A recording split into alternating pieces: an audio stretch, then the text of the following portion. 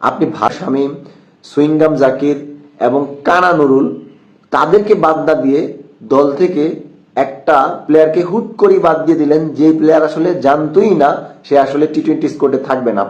Saifuddin West ইন্ডিজের বিরুদ্ধে টি-20 series খেলার জন্য চট্টগ্রামে টি-20 স্কোয়াডের সাথে গিয়েছেন, কারণ তিনি জানতেন যে তাকে দলে নেওয়া হবে। কিন্তু যখন টি-20 স্কোয়াড ঘোষণা করা হলো, দেখা গেল সাইফুদ্দিন টি-20 স্কোয়াডে নাই। আপনি জাস্ট ইমাজিন করেন, একজন ক্রিকেটার চলে গিয়েছে অলরেডি, ঢাকা থেকে চট্টগ্রামে চলে গিয়েছে সিরিজ খেলার জন্য। সে চট্টগ্রামে গিয়ে প্র্যাকটিসও করেছে, তারপরে সে দেখতে পায় বা শুনতে পায় যে সে টি-20 সিরিজে নেই।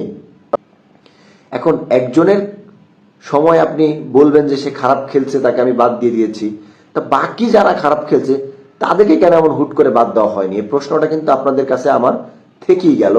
আপনাদের কাছে যদি এই প্রশ্নের কোনো উত্তর থাকে, অবশ্যই আপনারা কমেন্ট সেকশনে দিবেন।